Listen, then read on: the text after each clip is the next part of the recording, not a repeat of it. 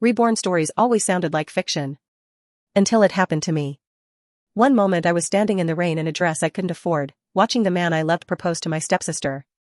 The next, I was gasping awake in a satin bed I hadn't seen in years. My phone buzzed with a date I'll never forget, exactly 1 year before everything fell apart. Before I lost my job. Before my mother was framed. Before I got used and discarded by the Carter family like a temporary amusement. I stared at my reflection, younger, softer, still hopeful. That hope? I'd crush it before the world did. I had 12 months to rewrite everything. This time I wasn't playing nice. The Carter family was the most powerful dynasty in the city. 4 brothers, each more untouchable than the last. I met them all once, when I was naive and desperate, thinking I could belong in their world. I was wrong. The youngest, Eli, had used me like a party trick. The second, Drew, watched me burn and called it justice. The third, Leo, let me drown quietly while smiling. And the eldest, Cole, had looked at me like I was less than a complication. But this time? I knew better. And I was already inside their house again, because I'd just accepted an internship at Carter Corp. The same place where everything began. The receptionist blinked when I arrived. Ava Summers, she asked. As in, the Ava? I tilted my head and smiled. Just Ava, I replied. I was already rewriting the script. In my past life, I came in wide-eyed and grateful. This time, I wore stilettos sharp enough to kill and a blouse crisp enough to cut. I wasn't here to beg. I was here to steal everything they stole from me, and maybe more. I met Eli first. Again. He didn't recognize me, of course. Not when I slid into the break room beside him and passed him his favorite coffee, black, 2 sugars, splash of oat milk. You remembered, he said, surprised. I leaned in. I do my research. His smile faltered for a second. I knew his type. Charming, reckless, used to being adored. I gave him just enough attention to keep him intrigued, and never enough to satisfy. Within a week, he was finding reasons to linger by my desk. But I was already on to the next. Drew was the golden boy. Polished, perfect, and suspicious as hell.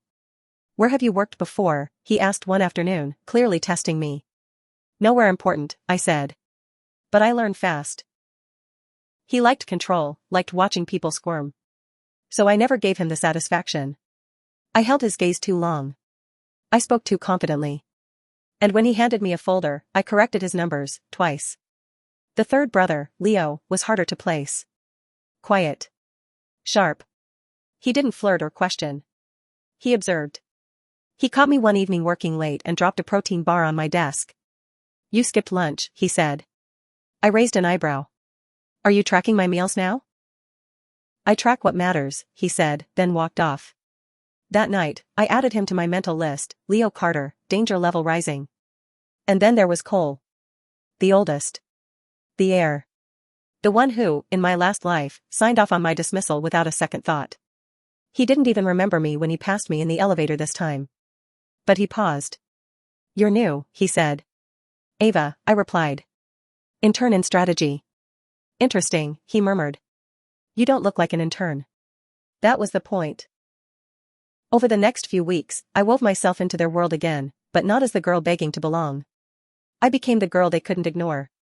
Eli started sending me playlists. Drew offered to mentor me professionally. Leo invited me to a tech demo, alone. And Cole? Cole started calling me into executive meetings, just to observe. But I wasn't here for romance. I was here to rise. Every contact I made, every whispered rumor I started, every strategy one submitted anonymously. It all led to one thing. A silent hostile buyout.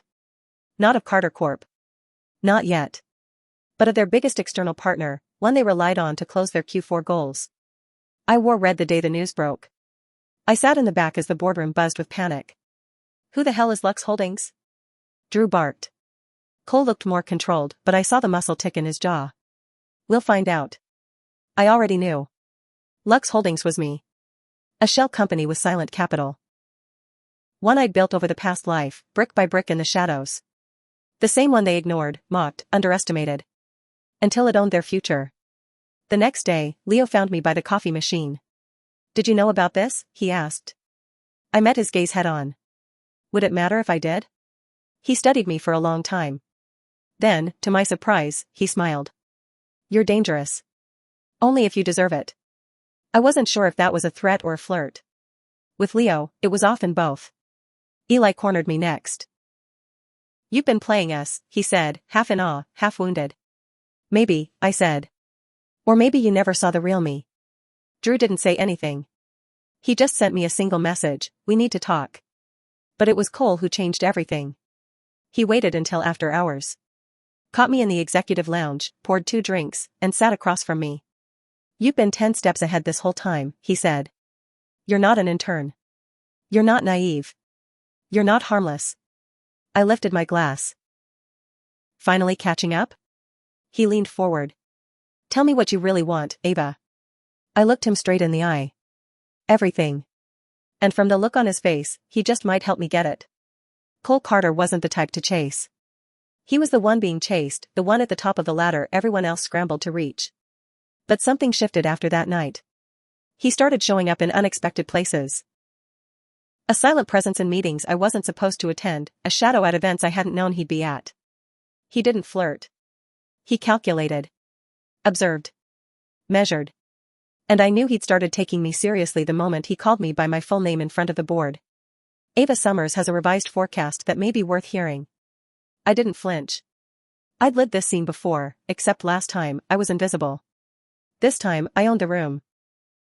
After the presentation, he waited until the others cleared out before saying, "You're not here to play the game." "No," I said. "I'm here to win it." "Then stop hiding in shadows," he said. "Let me help you." I didn't trust him, not yet, but there was a weight behind his words. A quiet sincerity that none of the others had shown. Still, I kept my guard up. Because while Cole might be interested now, it was Leo who started making the walls around me crack. It began subtly. Late-night texts about strategy, casual invitations to Carter Corp events that felt more personal than professional. One night, after a gala where I caught the attention of too many executives too fast, Leo found me in the garden. "You're playing a dangerous game," he said. "I know. You're good at it." "So are you," I replied. He stepped closer, close enough that I could see the shadows in his eyes. "Tell me to stop, and I will." I didn't. Instead, I asked him what he wanted from me. To see what happens when someone finally chooses you. That night, I couldn't sleep. Because deep down, a part of me wanted to believe him. But Eli wasn't giving up either. He took a different approach, chaotic, spontaneous, affectionate. He sent flowers to my desk, showed up to team dinners just to sit beside me, dropped compliments like confetti. "You make everything interesting," he whispered one night, brushing a strand of hair behind my ear. "And that's rare in our world." I smiled. "And you think that's a compliment? From me? It's basically a marriage proposal." It was impossible not to laugh. And even harder not to enjoy it. But when he leaned in that night, I turned my face away. "I don't kiss boys who want to own me." His grin faltered. And I knew then that Eli, for all his charm, didn't know how to chase a girl who wouldn't fall. Drew was different. He didn't flirt, didn't flatter. He questioned. Prodded. Tried to find cracks in my armor. "You've changed," he said one afternoon. "You used to be soft." "Soft doesn't survive in this world," I replied. "You would know." He studied me like I was a riddle he couldn't solve.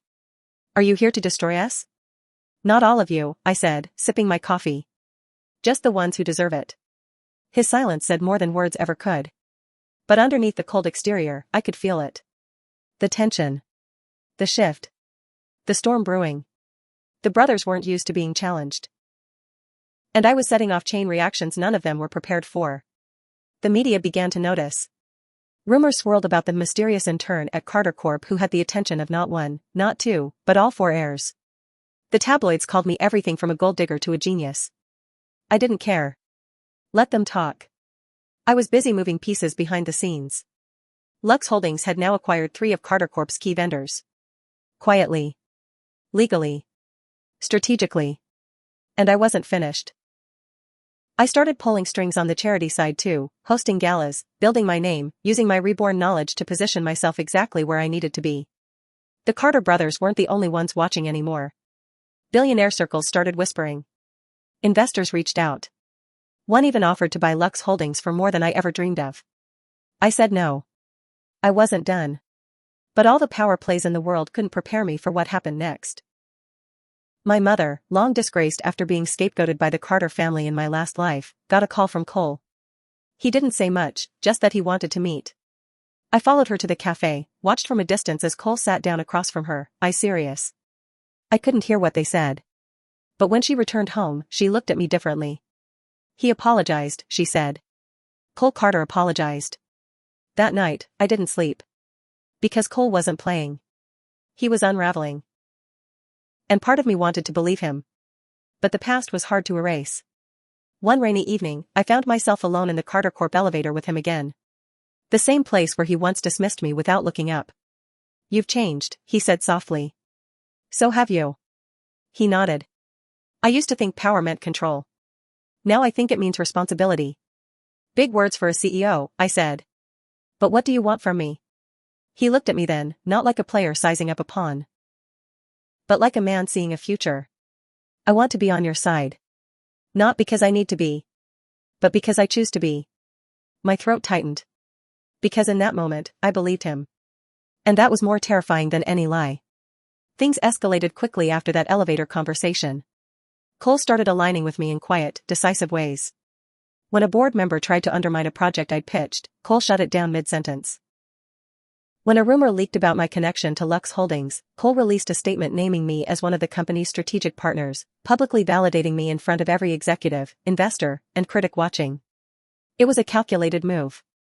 It made headlines. And it changed everything. Suddenly, I wasn't just a whisper in back rooms. I was a storm with a name. Ava Summers. And every one of the Carter brothers had to reckon with what that meant. Eli took it personally.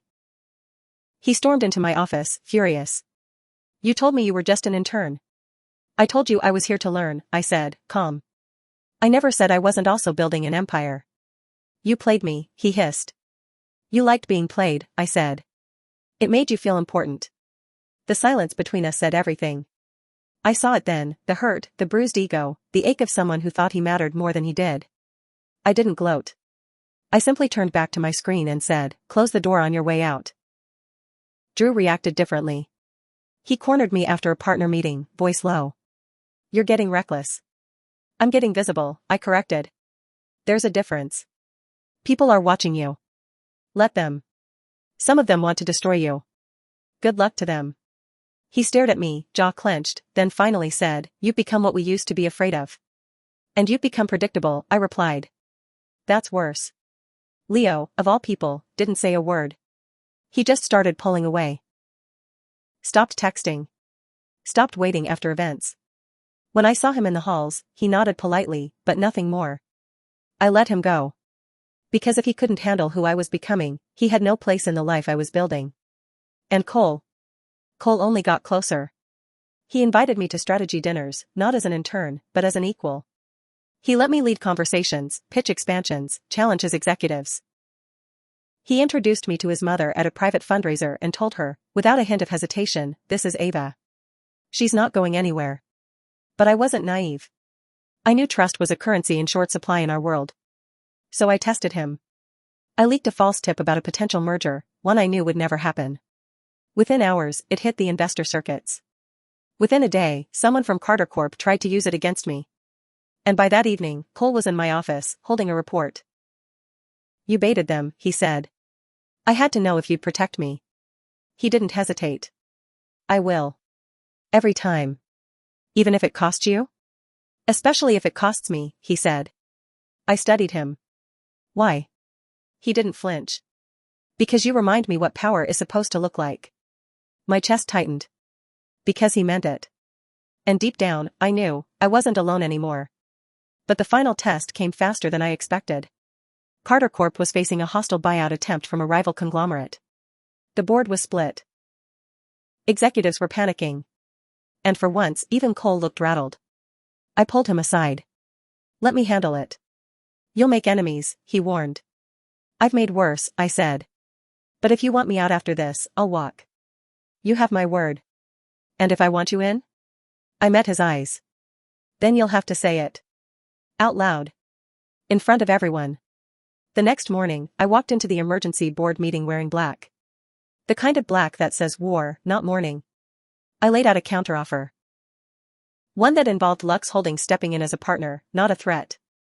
I offered capital, resources, and my entire digital architecture team on retainer. The board gasped. One tried to interrupt me. Cole raised his hand. Let her finish. I finished.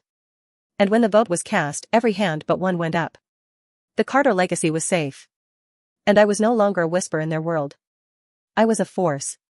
Later that night, Cole found me on the rooftop. I was staring at the skyline, wondering if my past self would recognize me now. You saved us, he said. I saved myself, I replied. You just finally saw it. He stepped beside me.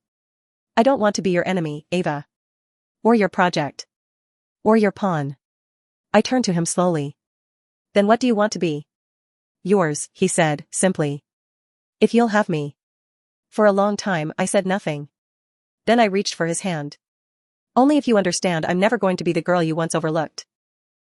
He squeezed my hand gently. Good. I was never interested in her. I'm in love with the woman you are now. And for the first time since I was reborn, I let myself believe in something other than revenge. I let myself believe in him. From that moment on, Cole didn't hide his intentions. Not from the board, not from his brothers, and certainly not from me. He stood beside me in meetings, deferred to my ideas in public, and made it clear that I wasn't just some rising star in the Carter Corp universe, I was a partner. An equal. The woman he wanted to build a legacy with. But power doesn't come without resistance. The media had a field day. Intern to Empress, they called me. From the basement to the boardroom, one article headlined. But the louder the world got, the more personal things became behind closed doors. Eli showed up at my apartment one night, uninvited. I opened the door to find him leaning against the frame, bottle of wine in one hand, pain in his eyes. Do you ever think about what we could have been? He asked. Only when I want to remember what I survived, I said. He winced, then smiled bitterly. That's fair. I didn't invite him in. Because we both knew his role in my story was over. Drew didn't show up in person. He sent a single email, concise, detached. You won. I hope it was worth it. I didn't reply. Because winning wasn't the point. Reclaiming my name, my dignity, my power, that was what mattered. Leo was the hardest. He caught me in the parking garage a week after the takeover. You were always going to choose Cole, he said. I didn't plan to, I admitted. But he chose me first. Leo nodded slowly. I just wish I hadn't realized too late. You didn't, I said gently. We just weren't meant for the same ending. He smiled then, sad and soft. Make it count, Ava. And I would. Every step of the way. Cole and I announced our partnership, business and otherwise, at the next investor gala. I wore red again, like a signature, a reminder, a warning. He wore a midnight black tux and looked at me like I was the future. To us, he whispered against my temple as cameras flashed. To never being underestimated again, I replied. Together, we unveiled a new initiative, Lux Carter, a joint venture that would focus on funding women-led startups, sustainability tech, and education reform. We weren't just building wealth. We were building power with purpose. The board backed it. The world applauded it. But I knew the real story. I hadn't come this far for applause. I'd come this far because once, I was a girl who cried in the rain watching her world crumble. Now I was a woman who stood beside a king, because she made herself queen first. Months passed. The noise died down. The headlines faded. And our lives settled into something shockingly, beautifully real. Mornings where I woke up in silk sheets and shared coffee with a man who listened more than he spoke. Evenings where boardrooms turned into dinner tables, where strategy became second nature, and where I never once had to dim my light to make him shine. One night, while we were watching the skyline from our penthouse, Cole asked, "Do you ever miss your old life?" I thought about it. The heartbreak. The betrayal. The pain. I don't miss her, I said. But I thank her. Why? Because she had to break so I could become this version of me. He pulled me close. I'm glad you did. Me too, I whispered. Then, after a beat, I smirked. Though, I have to say, juggling all four of you was exhausting. Cole groaned dramatically. Don't remind me. I still can't believe Drew asked you out in front of HR. I laughed. And Leo tried to accidentally seat us together at 3 fundraisers. And Eli thought sending 100 roses to the office wouldn't be suspicious. I leaned my head on his shoulder. It was a mess. A beautiful one, he said. But I'm glad I'm the one you chose. You didn't just win, I said. You earned it. And he had.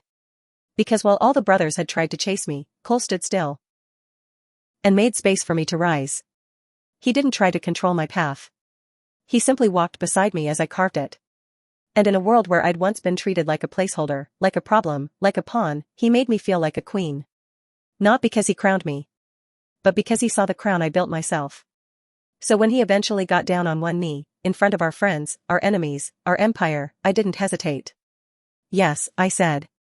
For this life. And every one after.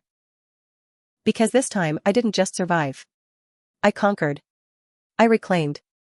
And I fell in love, not just with him, but with the woman I'd fought to become. Ava Summers. The girl who died forgotten. The woman who rose unforgettable.